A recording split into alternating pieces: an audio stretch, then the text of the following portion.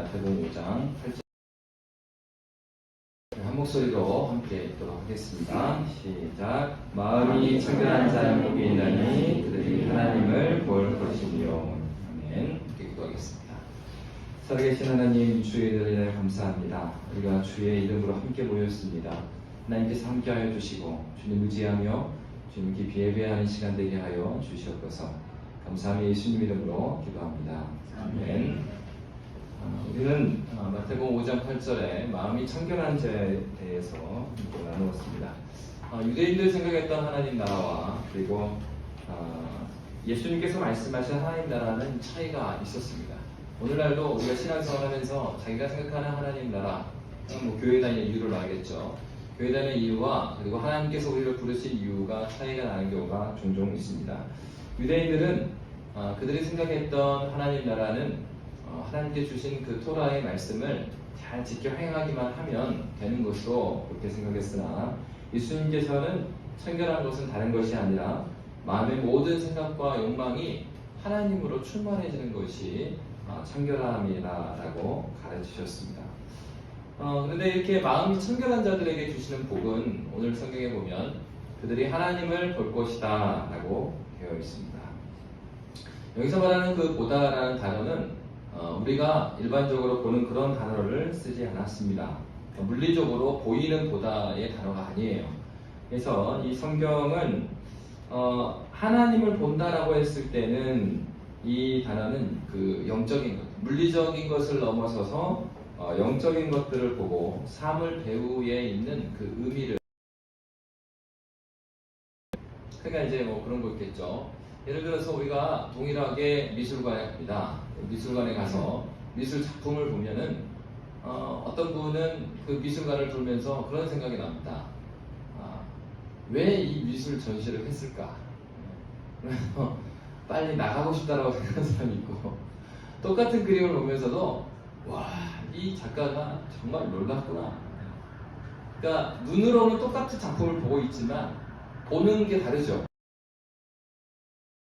생각하고 또 한 사람 보면서 작가의 사상과 배경 이것까지 다 생각할 수 있는 거죠. 그러니까 오늘 성경에서 하나님을 본다라고 했을 때 이 본다라는 것은 그 물리적으로 보는 그것이 아니라 왜냐하면 물리적으로 하나님을 볼 수가 없기 때문이죠.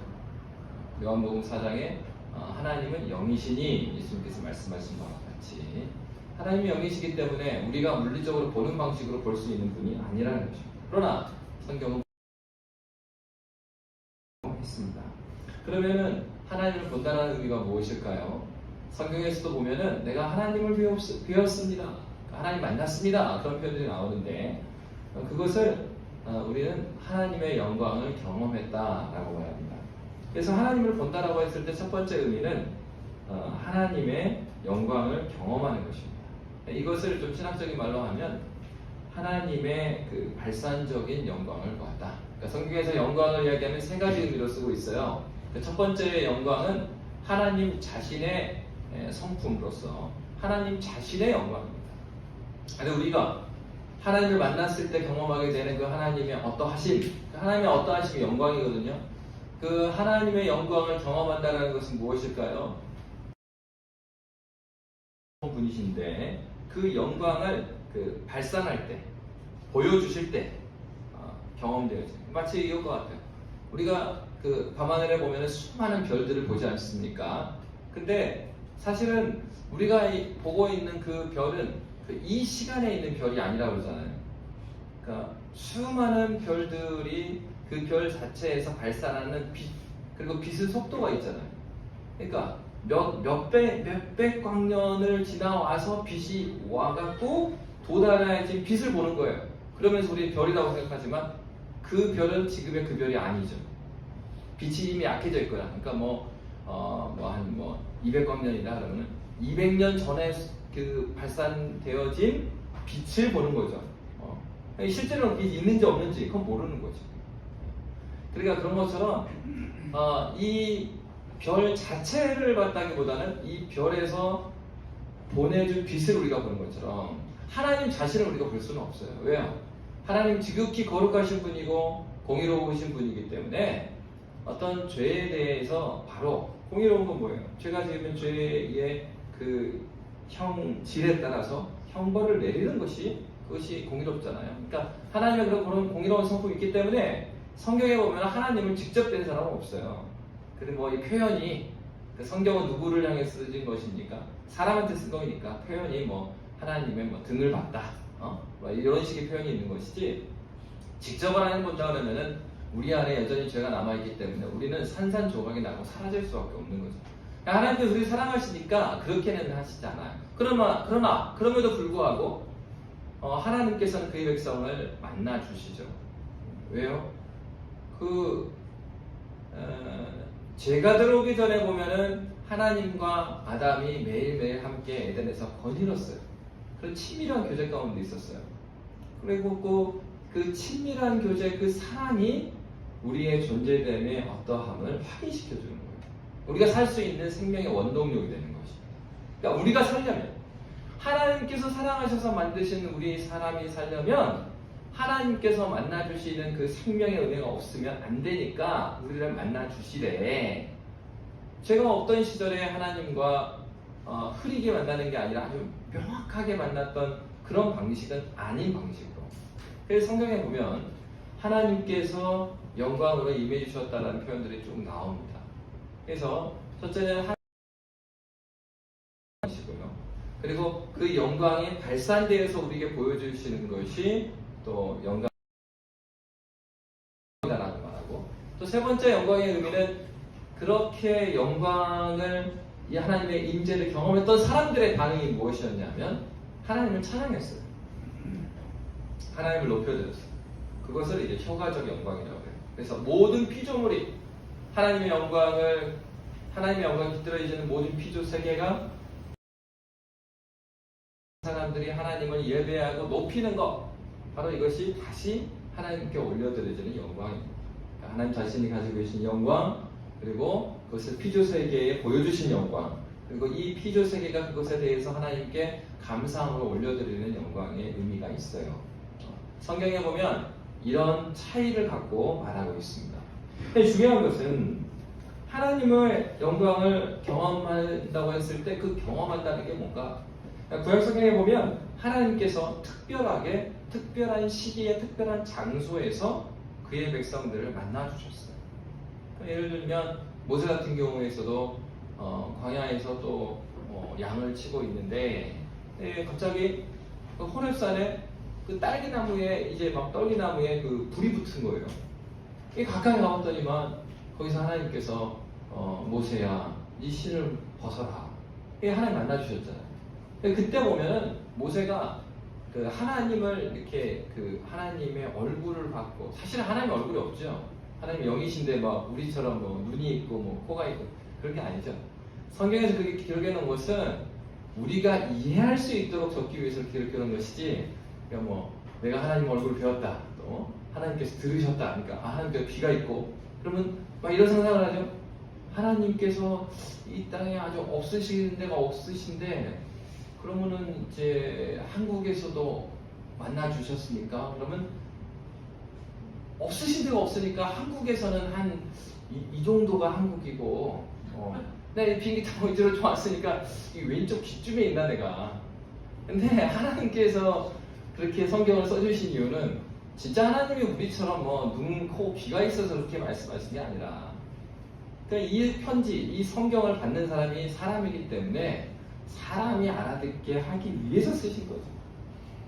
그래서 정말로 하나님을 그렇게 만나 주신다고 했을 때는 하나님의 그 눈과 귀와 코와 뭐 품 뭐 이런 식이 아니라 우리는 하나님의 성품을 깨닫게 되는 거예요.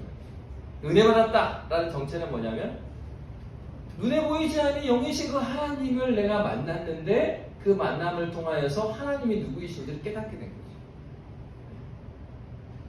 그러니까 오늘 성경에서 하나님의 영광을, 구약에서 나타나는 대표적인 사례 몇 가지를 말해보면 모세도 하나님을 만났지만 그냥 떨기나무에 불타는 걸 본 거예요.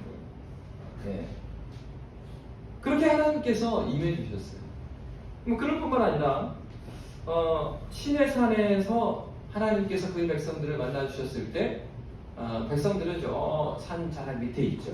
그리고 이제 70장로들은 중간쯤에 있고, 그리고 모세는 저 꼭대기에 가 있는데, 그때 하나님께서 만나셨을 때 어떻게 만나셨어요?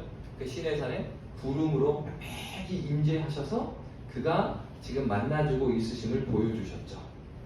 그런 식으로 또 광야에서 하나님께서 이스라엘 백성들과 함께 하셨다라는 증거. 사실은 지금 그 광야에서 하나님과 함께 하셨던 증거가 뭐였습니까? 불기둥과 구름기둥으로. 그래서 낮에는 구름기둥으로 빛을 가려서 시원하게 해주시고, 또 밤에는 사막이니까 추울 수 있잖아요, 일교차 때문에. 그러니까 이제 불기둥으로. 사실은 이 불기둥, 그 다음에 구름기둥, 그리고 구름의 임재, 그리고 호렙산 떨기나무, 이런 것들은 사실은 하나님에게 필요한 게 아니죠. 하나님이 그렇게 만나주셔야 되기 때문에 만나주신 게 아니라 누구를 생각해서 그렇게 만나주신 거예요? 우리 사람을 위해서 이렇게 만나주신 거예요. 그러니까 무슨 얘기입니까? 오늘날도 하나님께서요, 우리는 다 한 자리에 앉아있지만 예수를 만나게 된 건 다 다른 방식으로 만났어요. 그렇지 않아요? 어떤 사람은 갖고 예수님 만나고, 네. 그리고 어떤 사람은 사업을 성공해서 예수님 만나고. 그러니까 이게 다 달라요. 그게 누구한테 필요한 거예요? 하나님께서 스스로 존재하신 분에게 그게 여러분에게 필요한 거예요. 굉장히 컬러풀한 거예요, 이게. 네. 그래서 아롱이 다롱이가 다 있는데 하나님께서 아롱이한테는 아롱이에 맞게 그의 영광을 보여주시고, 또 다롱이한테는 다롱이한테 맞게. 네. 그러니까 여러분에게도 다들 그럴 거예요. 저도 MT 많이 가잖아요. MT 가고 무슨 얘기 하겠어요? 어떻게 예수님을 만났냐? 이 교회에 어떻게 나왔냐? 그 얘기들이 곧 하나님께서 나에게 어떤 역사를 이루셨는지에 대한 하나님의 얘기를 나누는 거죠. 나를 세면서 이야기하는데 그냥 끊이질 않아요. 어떤 청년들은 아주 재밌게 조리 있게 말하지만, 어떤 청년은 너무 지루한데 막 4시간 5시간 혼자 이야기하는데 들어줘야 되고, 반응해주고, 새벽 4시에 다 잠들어가고, 나만 잠이 안 들었는데 나라도 안 들어주면 상처받을 것 같고 얘기 들어줘. 우리에게는 다 하나님께서 나를 어떻게 만나주셨는지에 대한 그런 스토리들이 있습니다. 하나님께서 이렇게 이스라엘 백성들에게 당신이 누구이신지 당신을 각자의 필요한 방식대로 만나주셨습니다. 그러니까 구약성경에서 하나님의 영광을 경험한다, 만난다라는 것은 이러한 방식으로 구름이 임했거나 불기둥이나 여러 가지 방식으로 하나님께서 그의 백성들과 만나주셨습니다. 근데 중요한 건 꿈에서 만나주셨든지 이적을 통해서 만나주셨든지 구름으로 만나주셨든지 간에 동일한 건 뭐냐면 바로 그러한 경험을 통하여서 하나님께서 얼마나 크신 분이신지를 그가 알게 됩니다. 그리고 하나님께서 얼마나 완전하신 분이신지를 그가 깨닫게 된 거예요. 저도 예수님을 만나지 못하고 그저 20년 정도 신앙생활을 해 나갔을 때 많이 안다라고 착각을 하고 살았고, 그런데 그게 있더라고요. 예수님을 깊이 만나고 하나님의 영광을 경험하고 나니까 그거 있잖아요. 그게 막 기도하면서, 제가 눈물을 흘리면서 막 기도하면서 어느 순간에 이게 한번 꼬집어 봤어요. 그냥 꿈이야 생시야 이렇게 꼬집어 보잖아요. 그 십자가가 진짜 나 때문이었구나. 그전에는 모태신앙들 있잖아요. 어릴 때부터 워낙 교육을 시켜놔가지고 예수님께서 누구를 위해서 죽으셨지? 우리를 위해서 죽으셨지? 그냥 당연하지. 이게 질문을 해본 적도 없어요. 왜? 질문하기 전에 그게 다 알려줬거든요. 질문도 하기 전에 부모가 다 알려줬거든요. 그래, 이게 들어가 있는 거예요. 인포메이션 들어가 있고 너무 깊숙이 들어가 있기 때문에 이거 내가 믿어서 내가 알게 되는 것인지 아니면 그냥 습관적으로 들어가서 주입돼갖고 알고 있는지 그 구분이 안 되는 거예요. 모태신앙들이. 자기가 예수를 만나지도 않았는데 아무 문제의식도 못 느껴요. 만나려고 기도도 안 하잖아요. 찾지도 않죠. 그럼 저도 그렇게 살았어요. 그런데 예수를 만난 순간 이 십자가 진짜 있는 거네. 그 얘기는 2000년 전에 있었다는 게 아니라 2000년 전에 역사도 있었잖아요. 근데 그 십자가 지금 있는 거구나. 그 2000년의 사건이 지금 나에게 있는 사건이구나. 정말 그분이 나 때문에 돌아가신 거냐? 이 고백이 가능해요. 그러니까 우리라 그러면은 솔직히 이렇게 은근슬쩍 그냥 숟가락 올릴 수 있잖아요. 우리 그래서 우리지. 근데 그게 아니라 나 때문이구나. 여러분 어떻습니까? 하나님께서 하나님의 구속의 역사를 이 시간과 공간을 통하여서 여러분의 스토리 가운데 지금도 이루어가고 계십니다. 수도 없이 여러분에게 하나님께서는 사랑의 메시지가 손짓을 하고 계신단 말이에요. 때로는 자녀의 문제를 통해서, 때로는 내 사업의 문제를 통해서, 때로는 아무 일도 없음에도 불구하고 하나님께서는 그렇게 우리를 만나주시기 위해서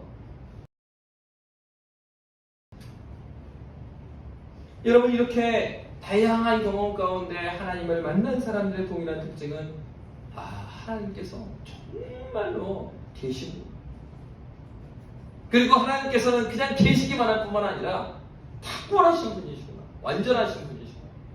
그런데 완전하시고 탁월하신 분이 저 멀리 계신 분이 아니고 나의 아버지시구나, 나와 관계가 있으신 분이시구나, 그것을 깨닫게 돼요.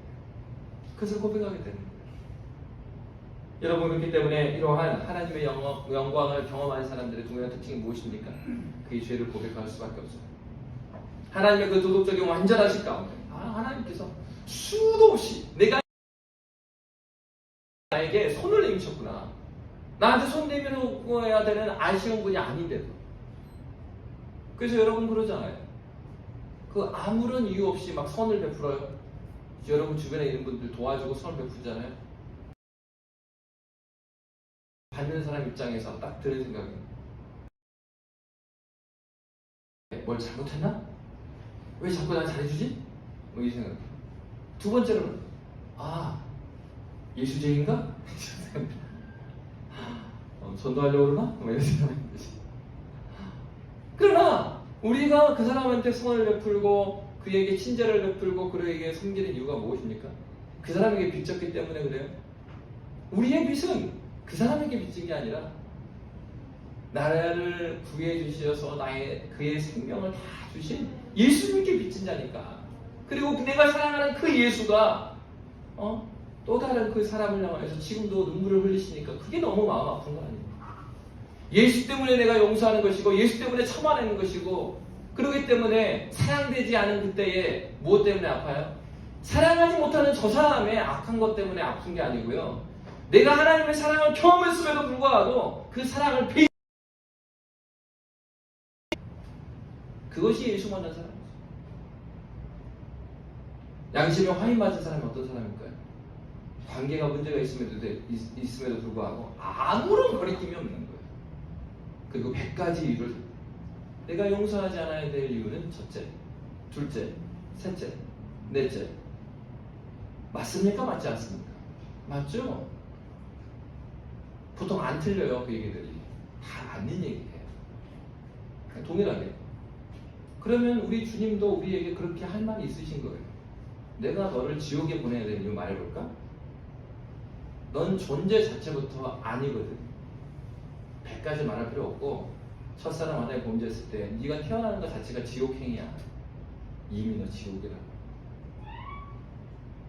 예수님께서 우리에게 빚졌습니까? 아니요. 예수님께서는 빚진 적이 없으세요. 그죠? 하나님이신 그분이 우리를 사랑했어요. 그렇기 때문에 당신을 드리신 것이죠. 용서하지 않으려고 그러면요, 용서하지 않은 이유는 수천 수만 가지입니다. 그리고 대부분의 우리 인간 사회에서 그 말이 맞는 경우가 그 사람의 해석에 의해서 맞아요. 다 근거가 있습니다. 왜 근거가 없이 그렇게 사람을 미워할 수 있겠어요? 그거 불가능한 거죠. 그러나 그 근거를 예수 앞에 갖다 대는 것은 불신앙이죠. 왜요? 예수님께서 말씀하셨잖아요. 이 10,000달란트 저기 탕감받은 사람이 그거 얼마 되지도 않은 것 같고 막 사람을 괴롭힌단 말이에요. 여러분, 오늘 성경에서 말해주고 있는 하나님의 영광을 경험한다는 것은 바로 그것이에요. 하나님의 영광을 경험하고 나면 나의 그 아주 조그만 것들이요, 부끄러운 거예요. 그게. 그러니까 아직도 용서하지 못한 그것이 부끄러운 것이지, 내 자신의 신앙의 어림에 대해서 부끄러움이 되는 것이지. 그러니까 이거 예수 사랑 앞에서는 쓰레기와 같은 거예요. 왜 예수님께서 우리를 그렇게 용서하고 부르셨어요? 지금 이렇게 불렀을 뿐만 아니라 군대에 딱 들어왔단 말이에요. 그래가지고 6주 동안의 훈련을 받아요. 군인 훈련을 받잖아요. 기본 병 훈련을. 그리고 그 이후에 또 후반부 훈련 받아갖고 전문적인 훈련을 받고. 왜 그렇게 해요? 아니 이게 나라 훈련을 시키는데 아니 훈련소에서 총 몇 분 못 쐈는데 그거 가지고 사격 시간은 다 끝났어 이제. 가지고 유격하고 딴 거 하고 있는데 계속 머릿속에는 내가 그거 맞췄어야 되는데 아니 국가의 부르심은 국가가 당신을 부른 이유는 가서 전쟁터에서 훌륭한 군인 되고 나라를 지키라는 그 목적이 있는데 자기는 어때요? 옆에 동료한테 내가 한 발 못 맞췄어 그거 갖고 막 힘들이고 군인으로 부르심하고는 전혀 맞지 않는 거예요. 성경에 보면 바울이 그런 얘기합니다. 디모데에게 군사로 부름받은 자가 자기 생활에 얽매여 있는 자가 아무도 없다. 누구에게요? 신자에게 하는 얘기예요. 하나님께서 우리를 누구로 부르셨어요? 하나님 나라의 신자로 그리고 양이지만 그럼에도 불구하고 군사로 우리를 부르셨어요.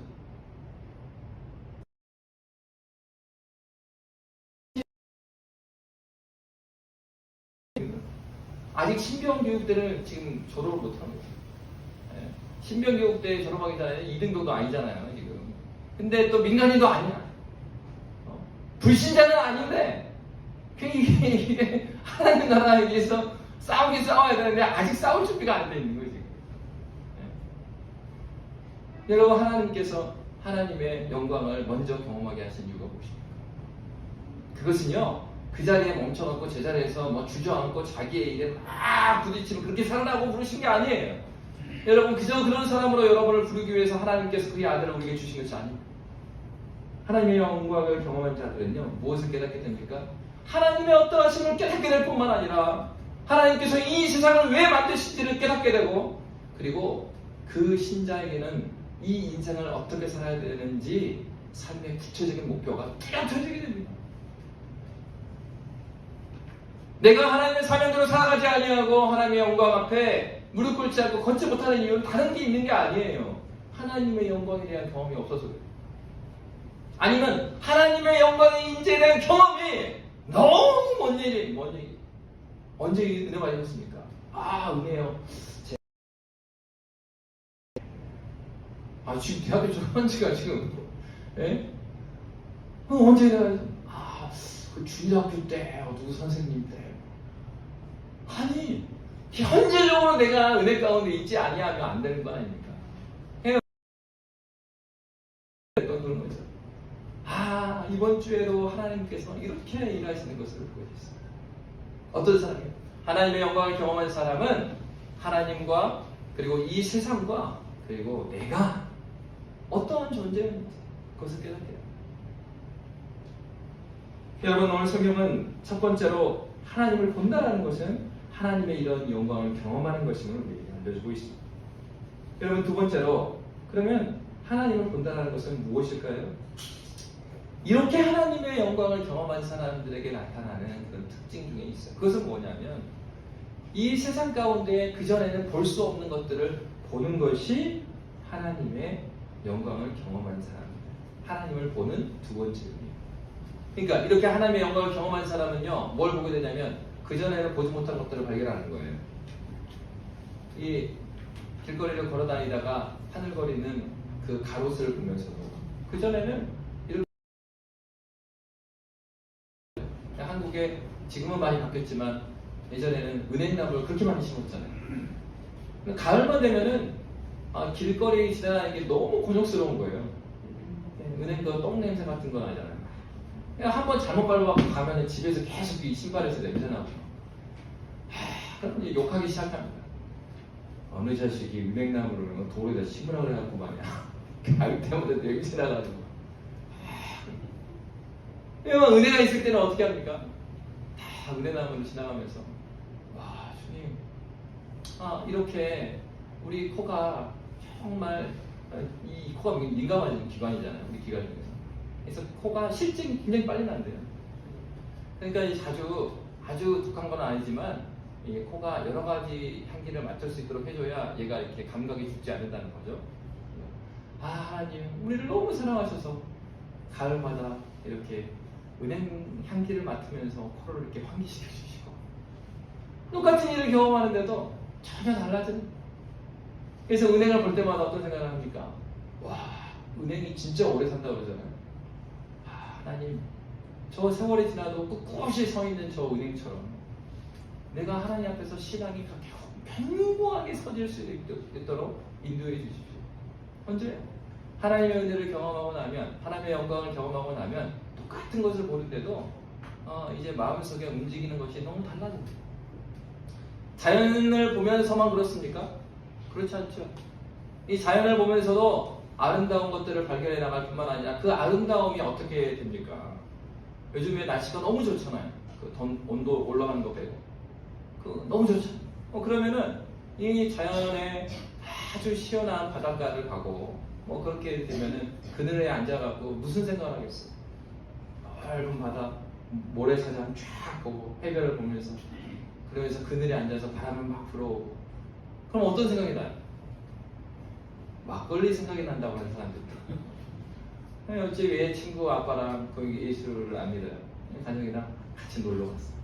근데 바닷가에 다 그늘을 너무 잘 잡았어. 자, 벽사장이 펼쳐지고 그늘에 앉아가지고, 그래서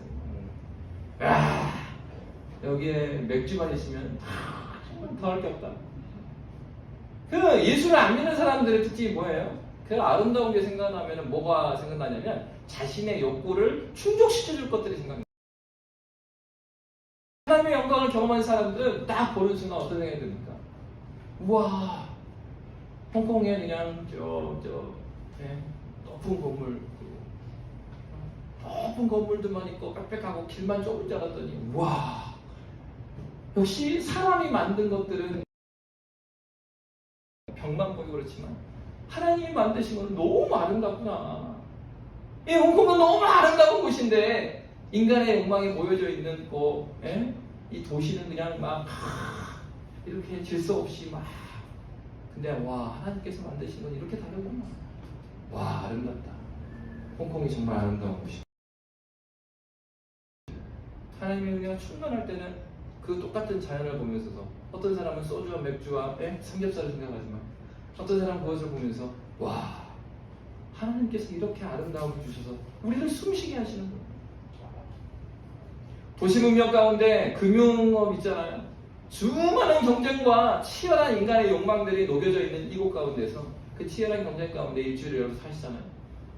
그렇게 살아가는 가운데서도 그 자연을 보면서 와, 하나님께서 이렇게 쉼을 주시고 너무 감사합니다. 자연에 대해서 뿐만이겠어요.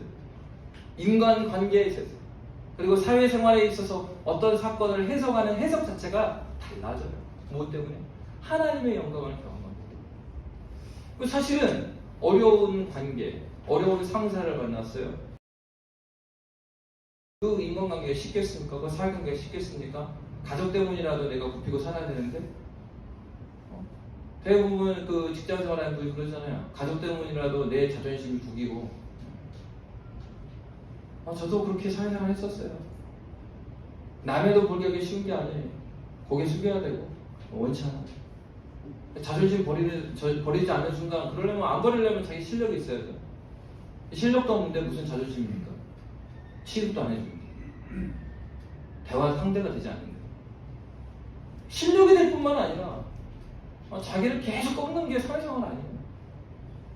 그런데 그런 관계 가운데서도 하나님의 은혜 가운데 영광을 경험한 사람은 하나님께서 이 어려움들을 주실 때 하나님께서 이 일을 풀어가는 것 자체에서 이 문제가 풀려지는 것에서 발견하게 되는 하나님이 나와 함께 하신다는 증거, 이것이 너무 소중한 거예요.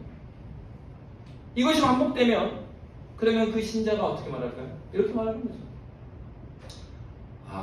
시간이 너무 힘들지 않아요?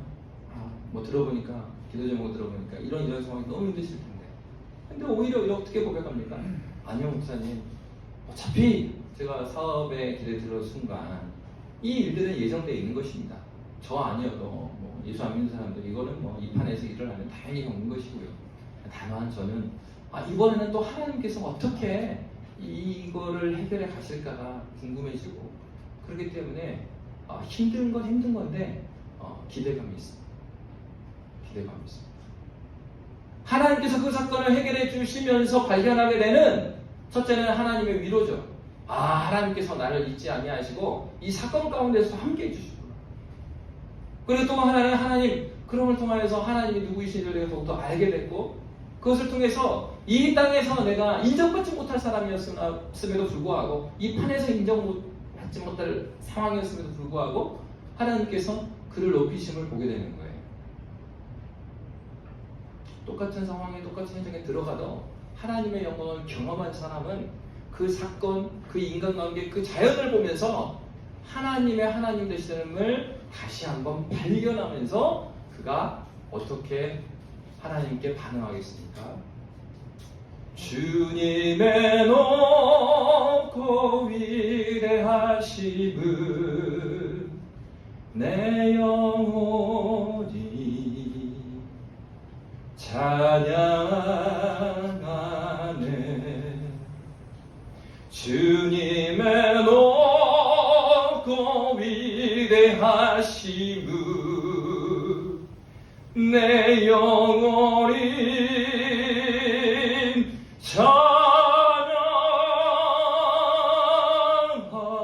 찬양하네. 어떤 사람은 이렇게 찬양하는 사람이 이해하지 못합니다. 정신이 나갔구만. 너무 힘들어서 미쳐버린 거야 지금. 불쌍하다. 근데 어떤 사람은 그 어려운 가운데서도 하나님의 위대하심을 본 거예요. 자기의 삶에 깊이 캐가셔서 풀리지 않을 것 같고 답이 없던 그 상황 가운데 나의 반석이요 나의 힘이 되어주셔서 나를 일으켜 세우시고 계시는 걸 하나님 본 거예요. 풀리지 않는 그 인간관계, 풀리지 않는 그 사회상황, 풀리지 않는 이 자연환경, 풀리지 않는 이 팬데믹 상황 가운데 주님의 높고 위대하심을 본 거예요. 하나님의 영광을 경험한 사람은 모두가 답이 없다고 하는 상황 가운데서도 하나님의 높고 위대하심을 보고 있습니다. 이것이 전도고 이것이 선교예요. 직접적으로 복음을 증거하는 것, 이건 너무나 중요한 사명입니다. 동일하게 그럴 수 없는 상황 가운데 하나님 때문에 하나님을 높이는 것, 그것 또한 우리에게 주어진 사명입니다. 이것은 주장한다고 될 수 없어요. 제가 이렇게 설교하니까 목사님 말씀하셨으니까 아이고 이제 순종해야지. 그래가지고 막 순종하려고 했어요. 순종이 됩니까 이게? 그 마음이 이게 그렇게 안 되는데 어떻게 돼요? 이게 마음이 되려면 어떻게 한다고요? 마음의 틀이 은혜 가운데 아주 강력하게 사로잡혀요. 충만하게 그냥 마음에 다른 생각이 없어져. 남자가 여자를 좋아하게 되면은 막 기승전결해하고 맨 여자 얘기예요 마지막. 무슨 그래서 우리 누구는 예쁘다. 무슨 회의를 해도 갑자기 멍 때리고 있으면 뭐 하고 있는 거야 지금? 들었어? 그게 말입니다. 예. 하여튼 뭐 제가 이번에 여자를 잘 만나봤습니다. 완전히 이제 미쳐버린단 말이에요. 그래서 모든 우리의 마음을 누가 사로잡고 있어야 돼요? 하나님께서 사로잡을 때 그렇게 순종할 수 있죠. 그러면 어떻게 되겠습니까? 여러분 하나님께 사로잡히려면 뭐 가만히 있으면 막 됩니까 이게? 성경에서 뭐라고 하라고 했습니까? 너희의 구원을 너희가 이미 구원받았다고도 말하는데 너희의 구원을 이루어가라 그래요. 하나님께서 다 이루셨는데 이루어가래요. 그러면서 우리에게 주신 게 무엇입니까? 그 영광과 은혜를 경험할 수 있는 통로를 말씀과 은혜의 자리를 주셨죠. 예배의 자리, 기도의 자리로 빠지잖아요. 스스로 기도할 수 있는 사람 괜찮습니다. 그럼에도 불구하고 하나님께서 공적으로 모여서 함께 기도하라는 자리를 여러분 사모하셔야 돼요. 물리적으로 되지 않으면은 철저하게 여러분이 그 시간을 지켜갖고요. 시간과 장소를 정해서 하나님 그 몸부림치지 않으려면 그런 아름다운 나라 오지 않습니다. 안 와요. 절대 안 와요. 마음으로 이길 것 같아요? 아니요. 내가 하나님께 드려주는 절대적인 시간이 없는데 시간이 모든 걸 해결해 주지 않아요. 오래 기도하고 또 말씀을 오래 보면은 하나님을 깊이 만나는 것이냐, 그것이 그렇게는 보장을 하진 않지만 반대로 기도도 않고 말씀도 보지 않는데, 그러면 기도도 보지 않고 말씀도 보지 않는 사람하고 시간적으로 많으나 효용은 떨어져요. 둘 중에 누가 하나님을 만나기가 더 쉽겠어요? 뻔하잖아요. 질문하잖아요. 여러분, 우리가 내가 영적인 힘이 없다, 나 너무 힘든 것 같다, 이런 말 할 필요가 없어요. 왜? 하나님께서 이미 우리에게 주신 게 있습니다. 여러분 좋잖아요. 유비쿼터스라며요. 4차 산업혁명. 유튜브로 출퇴근하는 시간이 있잖아요. 말씀 들으세요. 그리고 주님이 보내주신 교회의 말씀을 들으세요. 왜? 하나님께서 그렇게 일하세요. 섭리 가운데 하나님께서 그 공동체에 필요한 말씀을 그 강단을 통해서 전해주셔요. 제가 애진교회 다니는데 왜 동신교회 설교 듣고 있는 거야? 하나님 기뻐하시겠어요? 사실 저는 동신교회를 그 경쟁 상대로 생각한 적이 없습니다. 하나님께서 경쟁 상대로 부르신 적도 없고요. 교회가 무슨 경쟁입니까? 중요한 건 내가 하나님의 섭리를 인정하느냐 하지 않느냐의 문제예요. 여러분을 이곳에 보내신 분이 하나님이시냐 아니냐에 대한 문제라니까요. 하나님께서 여러분을 여기에 보내셨다고 한다면 여기에 보내준 설교자의 말씀에 귀를 기울이십시오. 그리고 이렇게 생각하지 마세요. 자꾸 설교를 듣고서 무슨 예화를 하면은 목사님 집에 지금 문제가 있나 봐. 들을 말씀을 들으셔야지. 무슨 그거 다 누가 주는 거예요? 사탄이 주는 생각이에요. 쓸데없는 생각. 그거 말씀을 들으려면 말씀을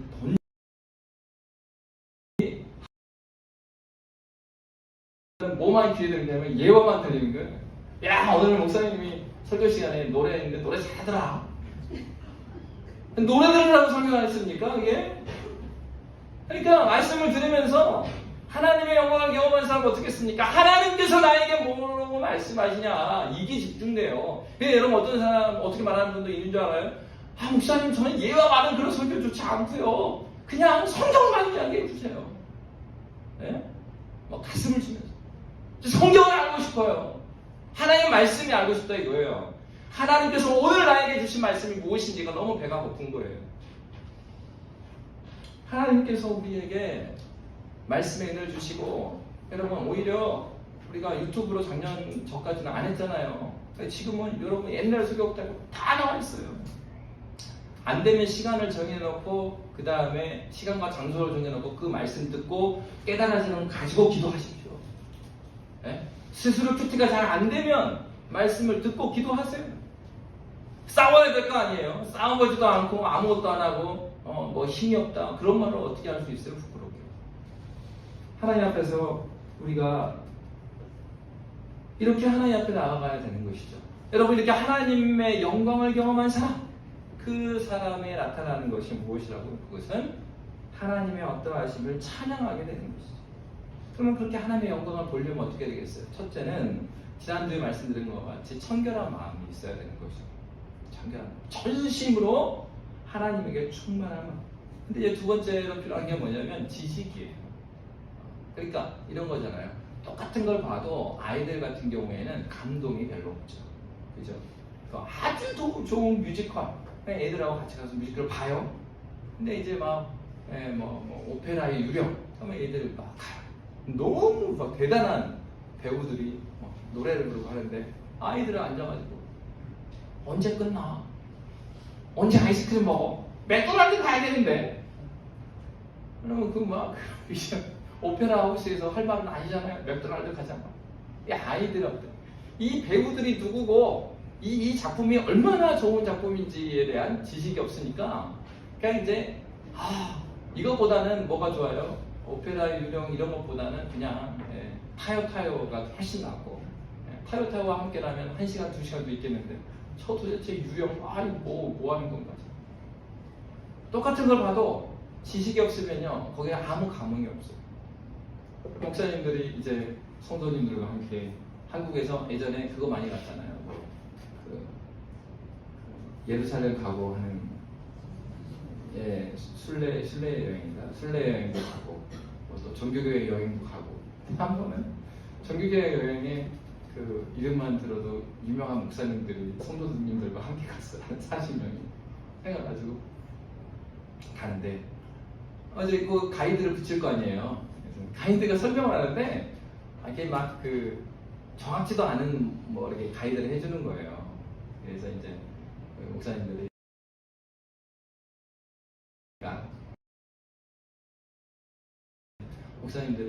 거기 가면은 여기는 어떤 곳이다. 여기는 깔베인이 어떻게 했고, 그다음에 뭐 찌빙결리가 어떻게 했고. 그러다가 이제 쭉 이야기를 매일매일 이제 막 그러니까 앞에는 그 유적이 있고 그리고 막 살아있는 얘기를 막 해주잖아요. 그래서 이제 한 번은 어디를 갔냐면 그 찌빙글리가 종교개혁 때 전사했습니다. 전쟁터에 가서 죽임을 당했거든요. 그래서 이제 그곳에 가갖고 또 이제 목사님들이 강의를 해줄 줄 알았는데 딱 가더니만 목사님들이 거기 가서 막 무릎 꿇고 막 울기도 하고 막 기도하고 막 아니 교인들이 딱 뒤에서 딱 보는데 그 앞에는 그냥 뭐 아무것도 없고 그냥 도로에다가 그냥 풀만 있고 그러는데 갑자기 목사님들이 황당한 모습을 보여주고 있는 거죠. 아니 이제 하도 목사님들이 안 일어나니까 사모님이 가만히 빨리 일어나 지금 다 기다리잖아 지금 여기서 20분째 이러고 있으면 어떡하냐 빨리 가자 그만 돌아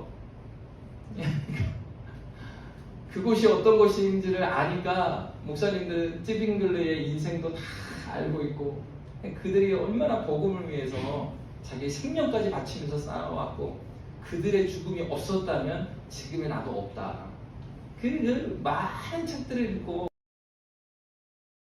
이제 막 마음 깊이 다가 성도 뭘 보라는 거야? 지금 여기서 왜 저러셔? 왜 우셔? 무슨 차이입니까? 지식의 있고 없음이 어떤 하나의 자연 광경을 봐도 그것에 대한 해석과 반응을 다르게 만들어요. 왜 여러분 성경을 공부해야 되고 왜 말씀을 알아가야 될까요? 하나님을 아는 지식이 짧으면요 이렇게 안 보이는 그러니까 감동을 받으려도 감동을 받을 수가 없는 거예요. 뛰어난 학자가 여기 와서 말씀을 전하면 뭐합니까? 뛰어난 목사님 오셔서 말씀을 전하면 뭐합니까? 그 무슨 말씀인지 모르는데 안 들리는 거예요. 그래서 우리가 하나님을 알아가야 되는 거예요. 그러니까 알아가는 측면에 있어서 이 마음의 청결함과 지식이 그만큼 중요한 거죠. 그런데 이제 문제는 뭐냐면 지식이 있어요. 지식이 있다 하더라도 마음이 청결하지 않으면 안 되는 거예요. 그러니까 여러분 이럴 수 있잖아요. 이건 목사님은 신학교도 나오고 뭐 석사도 하고 뭐 이렇게 막 해갖고 공부를 많이 했는데 우리는 공부를 못했단 말이에요. 우리 이렇게 살아가는 데 힘들어서 목사님 전공 자체가 신학이었고 뭐 그러니까 했지만은 우리 어떻게 합니까? 그럼 우리 안 되는 겁니까? 아니에요. 제가 알게 된 게 뭐냐면 시골에 있는 아주 작은 교회예요. 목회자분이 시골교회라고 목사님이라고 해서 실력이 떨어지는 건 아니지만 그 시골에 오래 할머니들하고 같이 있다 보니까 할머니들에게 섬기는 말씀을 아주 쉽게 해야 되잖아요. 그렇게 했던 교회고 그러니까 무슨 교리반이 있는 거나 뭐 성경 공부 그렇지 않아. 그냥 예배 하나 있고 새벽기도 있고 그렇게 해오셨단 말이에요. 근데 놀라운 건 뭐냐면 거기 권사님하고 대화를 해보니까 이 권사님이 그 신학적인 용어로 정리가 안 돼 있을 뿐이지 교리에서 말하고 있는 하나님의 영광과 그리고 하나님의 어떠하심에 대해서 알고 계셔요. 무슨 얘기입니까? 지식을 쌓아가지 않았다고 해서 하나님을 못 보는 것이냐? 전혀 아니라는 거죠. 그렇다고 해서 지식이 필요 없느냐? 아니죠. 지식이 분명히 필요하죠. 그러나 지식이 있다 하더라도 마음이 청결하지 않으면 하나님을 볼 수 없어요. 뭐가 같냐면은 그 망원경 있잖아요. 천체망원경. 천체망원경이 있어갖고 저 멀리 있는 별까지 보이고 달도 보이고 막 보인단 말이에요. 그러니까 이거 망원경은 뭐와 같냐면 이런 지식과 같아요. 무엇인가를 볼 수 있게 해주는 것입니다. 근데 마음의 청결함이라는 것은 그런 망원경이 있어도요, 이 렌즈가 그냥 때가 묻어갖고 지저분하면 안 보인다 이거예요. 그 교수 할아버지가 돼도 안 보여요. 그러니까 가장 첫 번째 중요한 게 뭐겠어요? 마음이 순결합니다.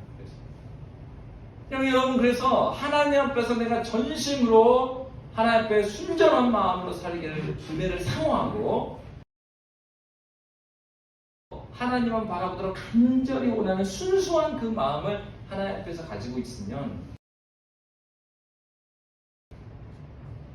그리고 거기에 지식이 추가되면 더욱더 하나님의 어떠하심을 깊이 깨달을 수 있는 것이죠. 그러니까 어떠한 사람이요? 이렇게 하나님을 높이고 찬양할 수 있는 사람은 어떤 사람이다? 이 세상에 있는 많은 반응들에서 우리의 반응을 무엇을 보여준다고요? 하나님의 영광을 어느 정도 깊이 만났는지를 보여줍니다. 여러분의 일상적인 어떤 사건,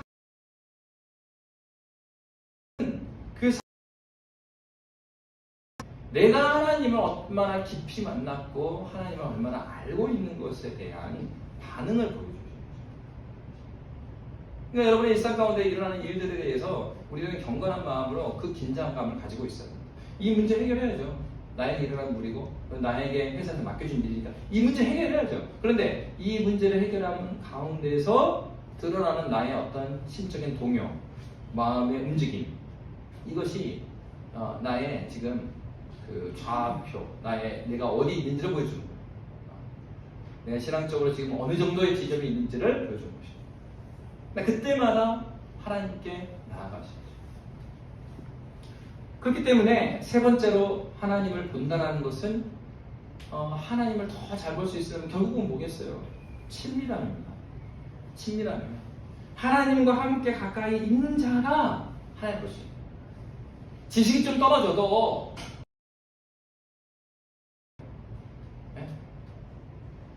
평생 부모님과 같이 있어요. 그래서 어릴 때 형들은 빨리 부모를 떠났고, 그리고 막내는 부모님과 오래 살았어. 근데 지금은 큰형이 부모님을 봉양하고 살아. 동생들은 멀리 떠나 살아. 누가 더 부모님을 잘 알겠어요? 현재 이 부모님과 함께 있는 사람이 당연히 지금 우리 부모님 몸의 상태가 어떻고 우리 부모님이 어떤 것을 원하는지 그거를 같이 있는 사람이 알지, 멀리 떨어진 사람이 얼마나 알겠어요. 그러니까 세 번째로 하나님을 본다라는 것은 하나님께서 그들과 친밀하게 함께 하시겠다라는 또 하나의 약속이죠. 그래서 시편 41편 12절은 이렇게 말하고 있습니다. 함께 읽도록 하겠습니다. 시작. 주께서 나를 온전한 중에 붙드시고 영원히 주 앞에 세우시나이다. 하나님을 안다는 것으로 본 하나님과 친밀한 교제 가운데 있는 것이에요. 고린도전서 13장 12절은 이렇게 말하고 있습니다. 함께 읽겠습니다. 시작. 우리가 지금은 거울로 보는 것 같이 희미하나 그때에는 얼굴과 얼굴을 대하여 볼 것이요 지금은 내가 부분적으로 하나 그때는 주께서 나를 아신 것 같이 내가 온전히 알리라. 요한복음 14장 21절은 바로 이렇게 하나님과 가까이 있다는 것이 무엇인지를 예수께서 직접 말씀해 주셨어요. 함께 읽겠습니다. 나의 계명을 지키는 자라야 나를 사랑하는 자니 나를 사랑하는 자는 내 아버지께 사랑을 받을 것이요 나도 그를 사랑하여 그에게 나를 나타내리라. 아멘. 저 오타는 제가 낸 겁니다. 여러분, 하나님을 예수를 사랑하면 그 사랑하는 자에게 나타나는 당연한 반응은 사랑하는 자가 말씀하는 것이 마음에 꽂히는 거예요. 사랑하는 자가 말하는 것이 내 심령에 꽂혀요. 앞에 있는 목사 때문에, 앞에 있는 목자 때문이 아니고 하나님 말씀 때문에 순종하지 않으면 너무 괴로운 거예요, 내가. 그게 살아있는 반응이 없어요. 내가 순종하지 않음에도 불구하고 내 사건 가운데, 나의 삶 가운데 주님께서 함께 계시지 않는 것에 대해서 당연한 거 아니야? 자기가 너무 민감한 거 아니야? 원래 다 그래. 교회 다니면 다 그런 거야. 주변에 신령한 사람이 있어 본 적이 없는 거예요. 그 삶 가운데 자기 그렇게까지 생각하면 사랑해야죠. 그렇게 생각해야죠. 사랑한다고. 사랑하니까 민감하죠. 그렇지 않겠어요? 자식의 문제가 나왔는데 이성을 막 차리면서 그 문제를 해결하는 부모. 굉장히 건전한 부모인 것은 사실.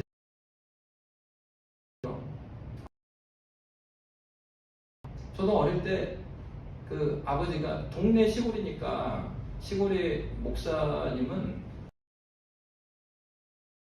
그냥 그 여러 목사님 하도 많으니까 그냥 목사지만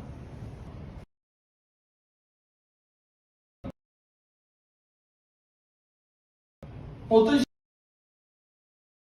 않고 안 나서 아버지가 나서질 않아. 그리고 어떨 때는 오히려 아니 내 편을 들어야 되는 거 아니야?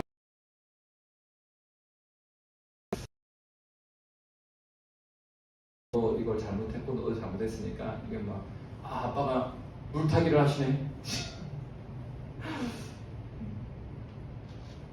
물론 이제 저희 아버지도 마음속으로는 얼마나 안타까운 게 많았겠어요.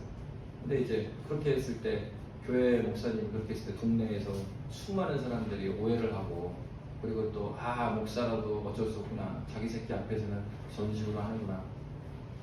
교회를 왜 나가냐. 시골은 너무 좁으니까 그렇게 할 수가 없는 거죠. 시골의 그 배경 자체가.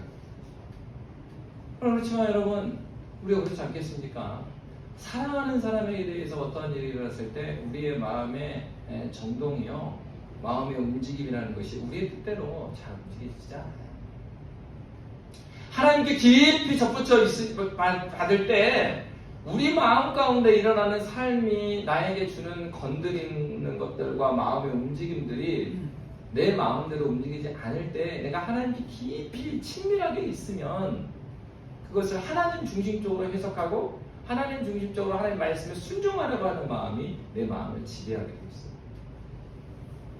근데 말씀 앞에서 멀리 떨어져 있고 은혜가 떨어져 있으면은 그러한 사건들 앞에서 이게 발동해요. 머리가 움직이는구나. 제 말은 하나님의 은혜 있다고 해서 은혜가 지성을 마비시킨다는 얘기가 아닙니다. 은혜 가운데 있어도 CCTV를 분명히 가리셔야 돼요. 이게 잘못이 누구한테 있는 거 분명히 다 가려야 됩니다. 가렸어요.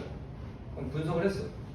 근데 분석을 하고 나서 그 다음에 과정은 뭐냐면 그러면 하나님께서 무엇을 원하시는가에서 하나님의 말씀에 의해서 얘의 분석이 성경의 건전한가를 다시 한번 따지셔야 돼요. 그런데 그리스도인들도 어떻게 해요? 어떤 사건들이 일어나면은 이 세상에서 판사들이 하듯이 판사도요 어떤 판사가 존경을 받습니까? 법전대로 하는 판사가 존경을 받죠. 판사도 그렇게 하는데 우리가 우리의 사건들을 어떻게 하냐면은 우리의 삶의 기준이 되고 우리의 판사가 되시는 하나님의 말씀을 꺼내지를 않아요. 내 사건에 CCTV로 가려야 될 일들 가려야죠. 그리스도인이라 하더라도. 근데 가리는데 그 가림의 기준이 뭐냐면 이 세상에서 하듯이 막 해놓고서 나에게 죄가 없다? 여러분 바리새인들이 그렇게 했어요. 그랬을 때 예수님께서 그들에게 화 있을진지로 마지막 예수께서 십자가를 달기 전에 저주를 퍼부으셨습니다. 너희들에게 준비되어 있는 저 뜨거운 불기둥밖에 없다. 바리새인들이. 그들은 뭐라고 말했는데요? 무엇을 내가 하나님 말씀을 지키지 않은 것이 무엇이 있습니까? 그럴 때 하나님께서 그런 너희들을 위해서 내가 지옥을 준비한다. 너희는 너희만 지옥불에 떨어지는 것이 아니라 천국을 오려고 하는 자들도 막고 있구나. 여러분 우리는 우리의 부르심은 어디에 있는 것입니까? 우리는 우리 자체로 끝나는 사람들이 아니에요. 하나님께서 우리를 부르신 목적은 우리 자체에서 끝나라고 우리를 부르신 것이 아닙니다. 하나님께서 교회를 이루게 하신 이유가 무엇입니까? 하나님의 영광의 어떠함을 경험할 뿐만 아니라 우리의 삶 자체가 전도지가 되어서 우리의 사건에 이 세상의 자연에 대한 사회에 대한 인간관계에 대한 반응을 통해서 하나님 나라가 무엇인지 결이 다름을 보여주는 사람으로 우리를 이 땅에 보내줬어요. 그렇기 때문에 신자는 아무렇게나 이 땅에 온 사람들이 아닙니다. 여러분이 학교에 가 있든지 여러분이 가정에 가 있든지 여러분이 회사에 가 있든지 간에 그곳은 하나님의 뜻이 이루어지는 곳이에요. 하늘에서 하나님의 뜻이 이루어진 것처럼 이 땅에서 이루어지기 위해서 저와 여러분을 그곳에 보내줬습니다. 여러분의 삶 가운데서 주님을 알지 못하는 자들이 하나님의 영광을 직접적인은 아니지만 여러분들을 통해서 하나님의 영광을 갈망할 수 있도록 저와 여러분이 주 앞에서 살아가는 믿음의 교회 되시기를 주의 이름으로 빕니다. 함께 기도하겠습니다. 살아계신 하나님, 주의 은혜를 인하여 감사합니다. 마음이 청결한 자가 하나님을 본다라고 하셨습니다. 하나님, 하나님의 영광을 우리가 사모합니다. 그런데 하나님, 하나님의 영광을 경험했던 그 경험이 너무나 과거의 일은 아닙니까? 하나님, 현재적으로 하나님의 영광을 사모하며 주님께 무릎 꿇으며 주를 바라볼 수 있는 믿음을 우리에게 허락하여 주십시오. 하나님, 주님께서 허락하여 주신 이 은혜의 수단을 적극적으로 활용하여 우리를 주님께 내어놓도록 인도하여 주시옵소서. 그래야 하나님, 오히려 답이 없고 어려운 이 시기에 답이 없을 그때에 답이 되시는 여호와 하나님을 우리가 만나게 하여 주시고, 그 답이 되시는 그 하나님을 우리의 관계 가운데, 이 만방 가운데에 증거하는 복의 통로로 주께서 사용하여 주시옵소서. 예수께서 세상 끝날까지 내가 너희와 항상 함께 있으리라 하시니라라고 말씀하신 것처럼 이 교회 가운데 주님께서 함께하여 주시옵소서. 주님 선하게 인도하시는 나요 감사하며 살아계신 예수님 이름으로 기도합니다. 아멘.